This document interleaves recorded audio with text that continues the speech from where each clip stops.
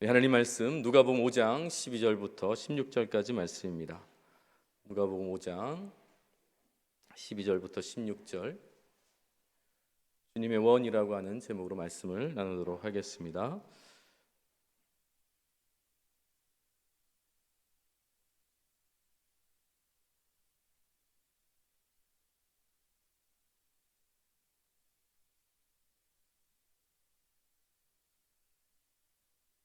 교독으로 봉독하도록 하시겠습니다. 예수께서 한 동네에 계실 때에 온몸에 나병 들린 사람이 있어 예수를 보고 엎드려 구하여 이르되, 주여 원하시면 나를 깨끗하게 하실 수 있나이다 하니, 예수께서 손을 내밀어 그에게 대시며 이르시되, 내가 원하노니 깨끗함을 받으라 하신대 나병이 곧 떠나니라. 예수께서 그를 경고하시되 아무에게도 이르지 말고 가서 제사장에게 네 몸을 보이고 또 네가 깨끗하게 됨으로 인하여 모세가 명한 대로 예물을 드려 그들에게 입증하라 하셨더니, 예수의 소문이 더욱 퍼지매 수많은 무리가 말씀도 듣고 자기 병도 고침을 받고자 하여 모여오되 함께 있습니다. 예수는 물러가사 한적한 곳에서 기도하시니라. 아멘, 아멘. 사실 이 본문 말씀을 제가 청년들하고 첫째 주에 나눴어요.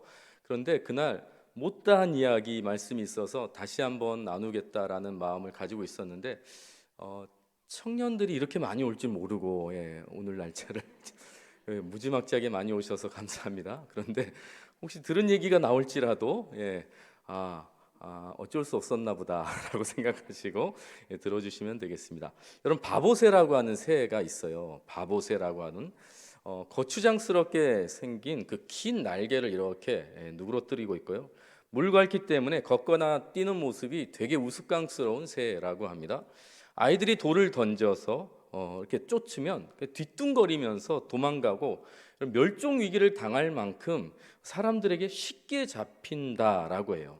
그러니까 쉽게 날지도 못하고 걷지도 제대로 못하는 정말 바보 같은 새. 그래서 오래전부터 사람들이 이 새의 이름을 바보새라고 불렀다고 합니다. 그런데 폭풍우가 몰려오는 날, 모든 생명이 숨죽이고 숨는 그때에 이 바보새의 진가가 드러난다라고 해요.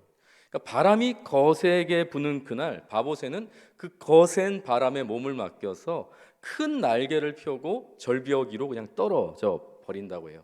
그러면 그 절벽 아래에서 이 바보새가 멋진 비상을 하는데요, 창공을 날아오르는데, 여러분 그 양 날개를 펴면요 무려 한 3m까지 된다고 해요. 그러니까 엄청난 날개가 하늘을 가리고, 그리고 바다에는 그 새의 그늘이 질 만큼, 여러분 무려 6일 동안 날개짓을 한 번도 안 해도 여러분 그 자세를 유지하고 날아다닐 수 있다라고 합니다. 심지어 2달 만에 지구 한 바퀴를 돌 수 있을 만한 실력자라고 해요.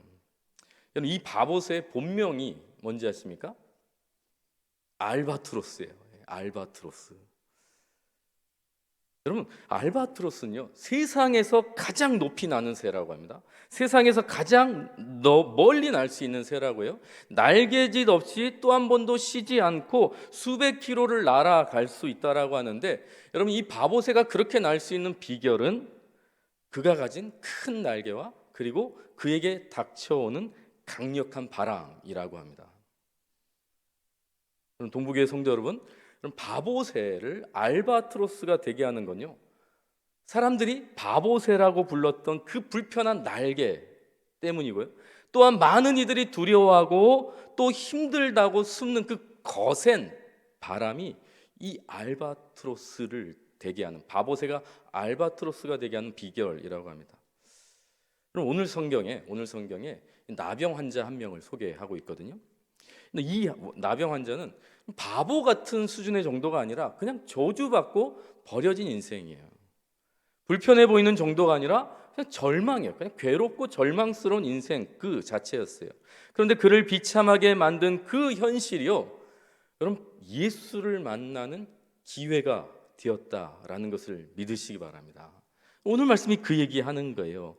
여러분, 바보새가 가진 날개처럼 볼품없는 약점들을 가진 성도들이 계십니까? 여러분, 인생에 두렵고 거센 풍파가 있는 주위의 성도들이 있습니까? 여러분 창공을 나를 수 있는 특별한 기회인 줄 믿으시기 바랍니다. 여러분 그 약점과 그 두려운 현실이 여러분 우리 성도들을 날게 할 수 있다는 거예요. 그럼 감히 말씀드립니다. 고난은, 아픔은 성도에게 특별한 기회라고 하는 것입니다. 그럼 세상 사람들도 실패는 뭐라고 하죠? 성공에? 그럼 세상 사람들도 그렇게 말하잖아요.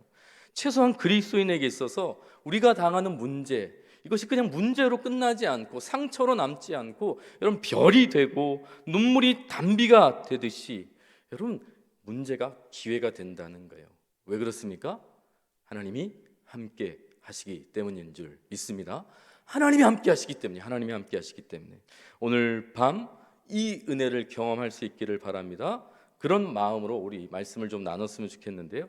오늘 이 밤 우리가 먼저 살필 것은 이 나병 환자가 굉장히 괜찮은 면이 있다는 거예요. 기특한 면이 있어요. 참 멋진 형제라고 하는 것입니다. 왜냐하면 이 나병 환자는 절망 속에 있었어요. 완전 절망 속에 있었는데 예수님을 통한 회복을 기대하더라라고 하는 것이죠. 그럼 12절 같이 한번 볼까요? 12절 다시 한번 읽어보겠습니다. 시작. 예수께서 한 동네에 계실 때에 온몸에 나병이 들린 사람이 있어 예수를 보고 엎드려 구하여 이르되 주여 원하시면 나를 깨끗하게 하실 수 있나이다 하니, 여러분 성경은 나병 환자의 상태를 그냥 단 한마디로 표현하고 있어요. 온몸의 나병이라는 거예요. 온몸의 나병. 여러분 절망이죠. 온몸에 나병으로 그냥 뒤덮여 있는 상태였다라고 하는 것입니다. 더 이상 소망할 수 없는 상태. 여러분 그런데 이런 상태에도 불구하고 예수께 소망을 두고 예수께 나와 간청하고 있다라고 하는 거예요. 예수께 엎드리고 있다는 거예요. 이게 참 귀하다라고 하는 것입니다. 이게 이 형제의 귀한 모습이라고 하는 거예요. 여러분 우리 동부교회 2022년도 표가 뭐죠? 안 가려지네. 네. 여러분 2022년 표 비상 그리고 뭐죠? 새 힘을 얻으리라. 새 힘을 얻으리라. 여러분 이사야 40장 31절 말씀이잖아요. 여러분 새해를 시작하면서 우리 담임 목사님 통해서 이미 이 말씀 우리가 다 받았다라는 것이죠. 여러분 하나님께서 새 힘을 주신다는 것입니다. 여러분 여기서 새 힘이라고 하는 것은 내 힘이 아니에요. 내 힘이 아니에요. 주님이 주시는 힘이라고 하는 것이 마치 알바트로스가 바람의 힘으로 창공을 가르는 것 같이 하나님께서 주시는 힘으로 살아가는 것, 그것이 새 힘의 의미인데, 그런데 누구에게 이 새 힘을 주신다고요? 누구에게? 여호와를 앙망하는 자에게 주신다는 거예요. 여러분 앙망 무슨 뜻입니까? 앙증맞고 망할 뭐 그런 거예요. 귀엽죠. 귀여운 단어. 성경에서는요 하나님을 소망하는 자, 영어 성경이 이렇게 표현했어요. 소망하는 자. 공동 번역은 여호와를 믿고 바라는 사람이라고 하는 표현으로 해석을 했어요. 그러니까 하나님께 소망을 두는 자, 하나님을 기대하는 자, 하나님을 사모하는 자, 하나님을 기다리는 자에게는 반드시 주님께서 새 힘을 허락하신다는 거예요. 우리의 수준의 삶을 살게 하는 것이 아니라 하나님께서 바람을 불게 하셔서 바보새가 알바트로스의 인생을 살게 하는 것처럼 우리에게 하나님께서 새 힘으로 살아갈 힘과 능력을 허락하신다는 것입니다. 어머니가 아니죠. 어린아이가 어머니의 젖을 사모하듯이, 사슴이 시냇물을 찾아 헤매이듯이, 메마른 땅이 단비를 간절히 기다리는 것처럼 파수꾼이 아침 새날을 기다리듯이 주를 앙망하는 자에게는 반드시 새 힘이 임한다. 이게 하나님께서 우리에게 주신 약속임을 믿으시기 바랍니다.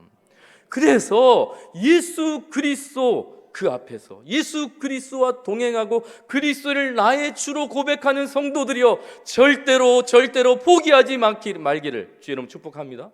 포기하지 마세요. 어떤 아픔 속에서도 주를 향한 간절한 기대 가지고 끝까지 견디시기를 간절히 원합니다. 어려울수록 기도하며 전진했으면 좋겠어요. 은혜 보좌 앞으로 담대히 나아가시기를 부탁드립니다. 이게 나병 환자의 첫 번째 귀함이에요. 두 번째는 뭔가? 죄에 대한 자각이 있다라는 것입니다. 이 죄에 대한 인정이에요. 여러분 12절 계속 볼 텐데 예수께서 한 동네에 계실 때 온몸에 나병이 들린 사람이 있는데 예수를 보고 엎드려 구해요. 이르되 주여 원하시면 나를 깨끗하게 하실 수 있나이다 라고 해요. 여러분 이 나병 환자의 말을 잘 들어보면 좀 의아하죠. 병에 걸렸어요. 그러면 예수께 가서 뭐라고 말해야 되냐면 고쳐주세요, 치료해주세요 해야 되는데 주님 원하시면 나를 어떻게 해달라고요? 깨끗하게 해달라라고 기록하고 있는 것입니다. 고백하고 있는 거. 이게 참 이상하죠. 이게 참 이상하죠. 깨끗하게 해달라. 그런데 2000년 전에 이스라엘 사람들에게 나병은요, 하나님의 저주받은 병으로 여겨졌어요. 단순히 이건 질병이 아니라 영적인 문제였다고 하는 것이죠. 그래서 성경에 나병에 걸리면 병 걸렸다고 하지 않고 부정하다라고 말해요. 여러분 나중에 예수님께서 나병에 걸린 이 사람 치유하시고 나서 누구에게 찾아가라고 하죠? 제사장에게 가라고 하잖아요. 여러분 의사 찾아가라고 하지 않는다고요. 영적인 문제로 해석을 하고 있기 때문에 죄에 대한 문제라고 그 당시 사람들에게 여겨졌기 때문이에요. 근데 놀랍게도 이 나병 환자가 이 모든 상황을 받아들이는 거예요. 인정하고 있는 거예요. 나는 죄인입니다. 나는 하나님의 저주를 받은 자입니다. 나를 용서해 주시고 이 죄에서 나를 정결케 해주소서. 그러면서 예수님 앞에 엎드리고 있다라고 하는 것입니다. 존귀한 동부교회 성도 여러분, 만약 이 형제가 죄에 대한 자각이 없었어, 인정하지 않았다라고 한다면 여러분 결코 예수님께 나오지 않았을 거예요.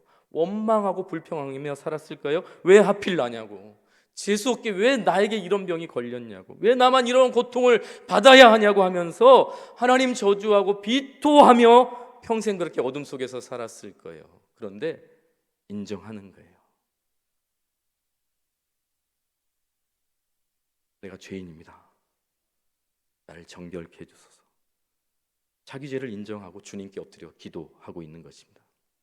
오늘 말씀 누가복음에 이 나병 환자를 소개하기 전에 베드로를 먼저 소개하고 있어요. 나병 환자와 비슷한 고백을 사실 베드로도 하거든요. 어부 베드로가 고기를 한 마리도 못 잡은 사건 아시죠? 오늘 사업을 그냥 땡친 거예요. 그냥 망친 거죠. 어부 입장에서 볼 때는 너무 힘든 시간인 거예요. 사업하는 사람들 다 그렇잖아요. 요즘 같은 코로나 시기에 여러분 정말 곡소리 난다라고 하잖아요. 하루 이틀 장사 망치는 게 아닌데 여러분 베드로도 똑같아요. 그날 망친 거예요. 피곤한 거예요. 그래서 다 정리했어요. 짜증 나겠죠. 그런데 예수님께서 오셔서 하시는 말씀이 깊은 곳에 가서 금을 던지라는 거예요. 어부 입장에서 볼 때는 진짜 화나는 거, 말도 안 되는 소리를 지금 하고 있는 거예요. 그런데 베드로가 순종하죠. 말씀에 의지하여 깊은 곳에 그물을 내리잖아요. 놀라운 사건은 찢어지도록 고기를 잡았단 말이죠. 대박 쳤어요. 자, 그러면 베드로가 어떤 반응을 해야 맞을까요? 1번 헐, 2번 대박, 3번 예수님 짱. 어떻게 해야 되겠어요? 그럼 세 개 중에 하나는 해야 될 거 아니에요. 그런데 5장 8절, 누가복음 5장 8절 같이 한번 읽어보겠습니다. 시작. 시몬 베드로가 이를 보고 예수의 무릎 아래서 나는 죄인이로소이다. 사랑하는 성도 여러분, 진심으로 예수 그리스도를 만나면 가장 먼저 내가 누구인지 깨닫게 되는 거예요. 죄에 대한 인정과 자각이 생긴다라고 하는 것이죠. 그러므로 동부교회 성도 여러분, 오늘 이 밤에 우리가 기도할 때에 남편을 위해서 기도해야 되고 아내를 위해서도 기도해야 되죠. 우리 부모님을 위해서, 자녀들을 위해서 기도하기 전에 가장 먼저 내가 주 앞에 세워지기를 주의 이름으로 축복합니다. 가장 먼저 나를 바라봐야 돼요. 내가 하나님 앞에 어떤 존재였는지, 내가 하나님 앞에 어떤 존재가 되었는지 나를 살피고 나를 깨어지고 나를 새롭게 하는 기도, 오늘 이 시간에 가장 먼저 여러분이 하나님 앞에 세워지는 그런 기도했으면 좋겠습니다. 그럼 세 번째, 기대감을 가지고 죄를 자각하고 주님께 나아간 이 나병 환자의 세 번째 귀함이 뭔가? 세 번째는 주님께 온전히 맡겨드렸다라고 하는 것입니다. 온전히 맡겨드렸다. 12절 계속 보는데요, 예수께서 한 동네에 계실 때에 온몸에 나병 들린 사람이 있어 예수를 보고 엎드려 구하여 이르되 주여 원하시면 나를 깨끗하게 하실 수 있나이다. 여러분, 주여 원하시면 나를 깨끗하게 하실 수 있나이다. 저는 처음에 이 말이 온몸에 나병 들린 사람이 하는 말치고는 버르장머리 없어 보였어요. 간절함이 없어 보이는 말씀처럼 들렸어요. 지금 나병 환자 주제에, 온몸에 나병 환자가 걸려있는 이 주제에 무조건 달려들어야죠. 원하시면, 주여 원하시면이 아니라 때를 쓰고 악을 쓰고 고쳐주세요라고 해야 될 텐데, 주여 원하시면, 주님 원하시면 나를 깨끗하게 하실 수 있나이다, 이렇게 말하고 있는 거예요. 처음엔 제가 좀 이해가 안 됐는데, 이 말씀을 제가 묵상하고 나병 환자 입장에서 고민을 해보니까 이렇게 말할 수밖에 없었던 나병 환자의 마음이 이해가 되었어요. 여러분, 왜 그렇습니까? 이 나병 환자는 이 나병이 걸린 이후에 아무도 원하지 않는 인생을 살았던 거예요. 누구도 찾아주지 않는 인생을 살았던 거예요. 그러니까 항상 거부당하고 거절당하고 살아온 인생이죠. 그러니까 주님 앞에서도 이렇게밖에 말할 수 없는 거예요. 주님, 아무도 저를 찾지 않습니다. 주님, 아무도 저를 원하지 않습니다. 단 한 사람도 저를 기대하지 않습니다. 그런데 주님, 저를 원하십니까? 그러면 저를 고쳐주십시오. 이렇게 고백하는 거예요. 그러니까 얼마나 짠한 거예요. 이 나병 환자가 얼마나 외롭고 고립된 인생을 살아왔는지 알 수 있는 대목이에요. 주님 원하시면 나를 고쳐주세요. 버림받은 인생이, 어둠 속에 홀로 거하던 인생이 주 앞에 할 수 있는 고백이라고 하는 것이죠. 자기를 이렇게 맡겨드리는 거예요, 주님께. 그러나 그는 지금 자기 인생의 최선의 선택을 한 줄 믿습니다. 그러나 그 선택이 최고의 선택이 되었어요. 여러분, 내려놓음이라고 하는 책 제목이 있죠. 사람들이 잘 안 내려놓았는지 더 내려놓음이라는 책도 나왔어요. 그래서 그게 이렇게 유행했던 적이 있는데, 그럼 내려놓음이 뭐죠? 비우면 되나요? 불교처럼 이렇게 비워내면 내려놓는 건가요? 포기하면 될까요? 아무것도 하지 않고 무기력하게 살아가면 내려놓는 것인가요? 아니에요. 내려놓음은 주님께 맡겨드리는 것입니다. 주님께 맡겨드리는 거예요. 나를 맡겨드리고, 상황을 맡겨드리고, 우리 자녀들을 맡겨드리고, 우리 남편을 맡기고, 우리 부모님을 맡겨드리고, 우리 교회를 맡겨드리고, 우리의 문제를 맡겨드리는 것, 그게 내려놓는 것입니다. 이것이 우리가 할 수 있는 가장 위대한 선택인 줄 믿습니다. 나병 환자가 참 귀한 거예요. 그래서 여러분, 정리해보면 나병 환자의 귀한 이 세 가지. 첫 번째는 뭐였죠? 예수를 향한 기대, 소망이 있었다는 거예요. 두 번째는 뭐죠? 거의 처음 듣는 이야기죠. 두 번째는 뭐죠? 죄에 대한 자각이 있었고요. 세 번째는, 그렇죠, 맡겨드림. 방금 한 얘기죠. 제가 맡겨드림. 여러분, 이 세 가지. 여러분, 그런데 이 세 가지보다 더 중요한 한 가지가 있어요. 여러분, 이 세 가지가 가능하게 한 전제가 있어요. 그건 바로 주님이 원하셨다라고 하는 것입니다. 13절을 우리 같이 한 번만 선포하겠습니다. 시작. 예수께서 손을 내밀어 그에게 대시며 이르시되 내가 원하노니 깨끗함을 받으라 하신대 나병이 곧 떠나니라. 여러분, 예수님께서 내가 원한다 라고 말씀하시는 거예요. 내가 원한다, 깨끗함을 받으라. 온몸에 나병이 가득한 사람, 모든 사람에게 버림받은 사람, 예수님, 저 같은 자도 원하십니까? 라고 고백할 수밖에 없는 이 형제에게 주님이 말씀하시는 거예요. 내가 원한다, 내가 너를 원한다, 내가 원한다 라고 말씀하시는 거예요. 여러분, 내가 원한다, 주님이 원하시면 되는 거예요. 주님이 원하시면 괜찮은 거예요. 사랑하는 동부교회 성도 여러분, 아무리 내가 큰 기대감을 가지고, 아무리 내가 죄에 대한 통해 자복을 한다고 할지라도, 내가 모든 것을 맡겨드린다고 할지라도 주님이 원하지 않으면 꽝이에요. 그건 아무것도 아닌 거예요. 주님이 원하지 않으면 내가 무엇을 한들 그게 무슨 소용이 있겠어요. 그러나 오늘 주님이 이렇게 말씀하시는 거예요. 내가 원한다, 내가 원한다 말씀하시는 거예요. 주님이 원하신다는 거예요. 우리가 오늘 이 밤에 기도할 수 있는 근거가 뭡니까? 주님이 원하시기 때문이에요. 여러분, 우리가 매주 억만죄인이라고 고백하시면서도 매주 똑같이 하나님 앞에, 주 앞에 엎드릴 수 있는 근거가 뭐예요? 주님이 원하시기 때문이에요. 여러분, 우리의 무거운 짐 언제나 주님께 맡겨드릴 수 있는 이유가 뭐예요? 주님이 항상 원하시는 거예요. 수고하고 무거운 짐진 자들아 다 내게로 오라. 여러분, 이 고백은 수천 년 동안 단 한 번도 잊혀진 적이 없어요. 여전히 우리의 전 인생 동안 충분히 고백하고도 여러분 또 고백할 수 있는 고백인 줄 믿습니다. 왜요? 주님이 원하시기 때문에. 주님이 원하시기 때문에. 여러분, 그 주님이 원하신다는 것을 오늘 이 밤에 기억하셨으면 좋겠어요. 마무리 적용입니다. 오늘 말씀을 묵상하면서 제가 사실 몇 가지 질문이 생겼어요. 첫 번째는 오늘 본문의 위치예요. 위치.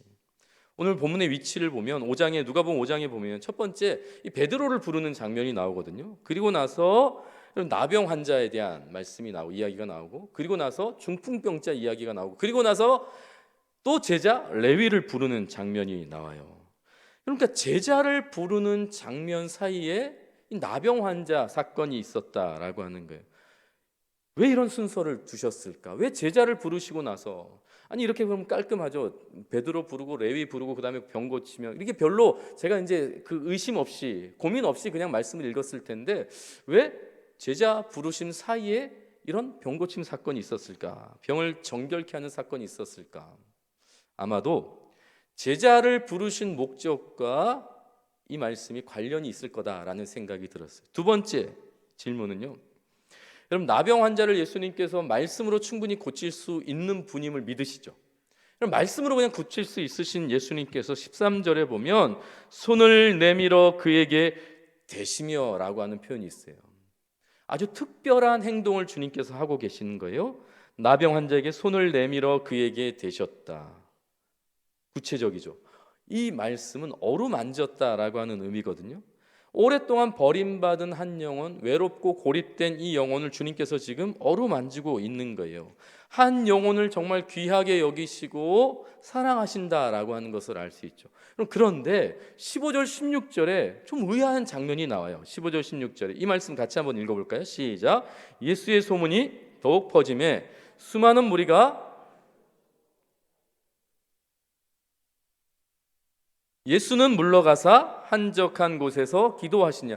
여러분, 방금까지 한 영혼에 대해서 이렇게 특별한 관심을 가지고 사랑하셨던 예수님께서 갑자기 15절에는요 많은 무리가 말씀도 듣고 병도 고치려고 찾아왔는데 그들을 뒤로하고 한적한 곳에서 기도하셨다라고 하는 말씀이 있어요.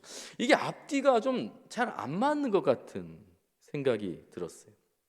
또 질문이 있어요. 이 나병 환자를 깨끗해 하신 예수님께서 누구에게 가라고 말씀하셨죠? 14절에 보면 아무에게도 이르지 말고 누구에게 찾아가라? 제사장에게 가라는 거예요. 그리고 네 몸을 보이고 깨끗하게 됨으로 인하여 모세가 명한 대로 예물 드려 그들에게 입증하라. 이것도 좀 독특한 말씀을 하시고 계시는 거예요. 제사장에게 찾아가서 내 몸 보이고 모세가 명한 예물을 드려 입증하라. 여러분, 그 당시에 어떤 이유이든지 간에 공동체에서 버려지고 쫓겨난 자들이 다시 이스라엘 공동체로 복귀하기 위해서는 반드시 거쳐야 될 절차가 있어요. 그것은 제사장을 통해야 되는 거예요. 이게 사실 법적인 절차라고도 할 수 있는 거예요. 공동체로 회복하는 절차였던 것이죠. 그거를 지금 명령하고 있는 것이거든요. 제가 이 말씀 질문을 통해서 오늘 나병 환자를 정결케 하는 게 전부가 아니구나. 병을 낫게 하는 것, 깨끗게 하는 게 오늘 말씀의 전부가 아니다라는 생각이 들었어요. 오늘 이 나병 환자의 정결함을 통해서 베드로를 포함한 제자들에게, 그리고 오늘 예수를 따르는 우리에게 예수님께서 기대가 있다는 거예요. 뜻이 있다는 거예요. 원이 있다는 거예요. 그 두 가지가 무엇이겠는가? 첫 번째는 한 사람을 소중히 여기라는 것입니다. 하나님의 자녀들, 예수 그리스도를 따르는 제자들에게 이 메시지 전하고 싶어 하시는 것 같아요. 한 사람을 소중히 여기라는 거예요. 많은 사람을 무시하라는 것이 아니라 내가 감당할 수 있는 한 사람, 네가 만나고 있는 그 사람, 그 영혼에게 집중하고 그를 존중히 여기고 그를 소중히 여기는 마음, 그를 깊이 사랑하는 마음을 가지라. 주님께서 부른 제자들에게 하고 싶은 메시지, 오늘 그리스도를 따르는 저와 여러분에게 하고 싶은 예수님의 마음이라고 하는 생각이 들었어요. 두 번째는 주님께서 그렇게 하셨던 것처럼 우리를 하나 되게 하셨던 것처럼 공동체로 복귀시키셨던 것처럼 함께 살아가길 원하신다는 거예요. 함께 살아가길 원하는 거예요. 여러분, 진정한 치유는 여러분 그냥 병이 낫는 걸로, 병이 그냥 정결케 되는 것으로 끝나는 것이 아니라 여러분 공동체 속에서 함께 즐거워하고 함께 울고 함께 기뻐하는 그 공동체를 회복하는 것이 진정한 회복이라고 하는 것을 알 수 있는 것이죠. 공동체와 함께 할 수 있도록 돕는 것, 그것이 제사의 사명, 우리에게 주어진 교회의 사명이 아닌가라는 거예요. 받은 은혜를 서로 나누고 서로 함께 누리는 것, 이것이 하나님께서 하나님의 자녀들에게 말씀하고 싶으신 것이 아닌가라는 생각이 들었어요. 사랑하는 성도 여러분, 한 영혼 집중하는 거예요. 여러분, 많은 사람들이 있지만 여러분 우리가 한 사람 한 사람 붙들고 그 한 사람에게 집중할 때에 여러분 많은 사람들이 주께로 돌아오는 놀라운 일들을 보게 될 줄 믿습니다. 함께 살아가는 거예요. 혼자가 아니라 함께 살아가는 것입니다. 여러분, 천국은 함께 누리는 줄 믿습니다. 함께 살아가도록 돕고 또 함께 사는 기쁨을 누릴 수 있었으면 좋겠어요. 미국 보스턴의 한 보호소에 앤이라고 하는 소녀가 있었어요. 앤의 엄마는 사망했어요. 앤의 아버지는 알코올 중독자였습니다. 이게 절망적인 상황이죠. 보호소에서 함께 온 동생이요, 세상을 떠났어요. 그 사건으로 인해서 앤이 충격에 미쳐버렸어요. 실명까지 하게 됩니다. 그 후로 앤은 수시로 자살을 시도해요. 혼자 괴성을 막 지르면서 미쳐버려요. 앤이 회복 불능 판정을 받고요, 정신병동의 지하 독방에 갇히게 됩니다. 모두 앤의 치료를 포기했어요. 그때 나이 많은 한 간호사 로라가 앤을 돌보겠다고 자청해요. 로라는 정신과 치료를 하기보다 앤과 친구가 되어줘요. 매일 과자를 들고 가서 책을 읽어주고 그리고 기도해주고 나오는 거예요. 여러분, 그렇다고 해서 앤의 마음이 한꺼번에 바뀌지 않아요. 꽉 닫힌 문처럼 앤은 아무 말도 하지 않고 음성조차 듣지 않았는데, 그런데 어느 날 어느 한순간에 앤이 조금씩 반응하기 시작하는 거예요. 그리고 가끔 정신이 돌아온 사람처럼 말을 하기도 하고 점점점 상태가 호전되기 시작하면서 마침내 2년 만에 앤이 정상 판정을 받아요. 파킨스 시각장애학교에 입학하고요, 학교 생활하면서 잃었던 웃음조차 찾게 됩니다. 그 후에 스승 로라가 세상을 떠나버리지만 로라가 남겨준 희망을 볼 수 있는 마음으로 로라는 시련을 이겨내게 되죠. 그럼 시각장애 학교에서요, 최우수 졸업생으로 졸업하고 한 신문사의 도움으로 개안 수술을 받아 이제 앞까지 볼 수 있는 은혜를 잊게 돼요. 그러다가 어느 날 신문 광고를 이렇게 읽는데요, 보지도 못하고 말하지도 못하는 아이를 돌봐줄 사람을 구함이라고 하는 이 한 문장에 마음이 동해서 애는 그 아이에게 자신이 받은 사랑을 돌려주기로 약속하고 그 아이를 키워내요. 그 아이가 누군지 아세요? 20세기 최고의 인물이라고 하는 헬렌 켈러입니다. 앤이 누구예요? 설리반 선생님이에요. 앤이 설리반 선생님이에요.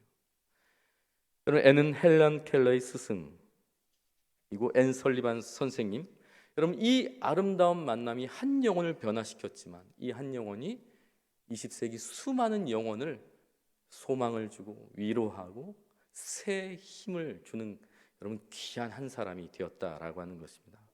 사랑하는 성도 여러분, 주께서 하실 거예요. 주께서 하십니다. 주님 그러실 수 있으세요. 그러나 한 사람을 소중히 여기는 우리의 손길을 통해서 우리에게 새 힘을 허락하신다는 것을 잊지 마시기 바랍니다. 주님께서 그걸 원하시는 거예요. 주님이 다 하실 수 있지만 우리와 함께 하시길 원하신다는 거예요. 저와 여러분을 통해서 주님의 뜻이 이 땅 가운데 이루어지는 그 은혜를 우리 모두가 누릴 수 있었으면 좋겠습니다. 기도하시겠습니다. 우리를 향한 주님의 원, 우리를 향한 주님의 기대와 뜻, 우리를 향한 주님의 마음이 있다는 것을 잊지 않게 하여 주시옵소서. 진정한 회복의 주체가 되시는 예수님, 이 시간 다시 한번 주님의 손길을 붙들길 원합니다. 날 일으키신 주님의 손길을 다시 붙잡는 이 밤이 되게 하여 주시옵소서. 바보새 같은 우리이지만 창공을 나르는 알바트로스 같은 하나님의 자녀라는 것을 잊지 않게 하여 주시옵소서. 그리고 또 다른 누군가를 어루만지고 또 다른 누군가를 사랑하며 주님께 인도하는 축복의 통로가 되는 그 은혜를 우리 모두가 누리게 하여 주시옵소서. 이 밤에 기도할 때에 그 은혜, 그 축복 내 것이 되게 하여 주시옵소서. 예수님 존귀하신 이름으로 기도합니다. 아멘. 아멘.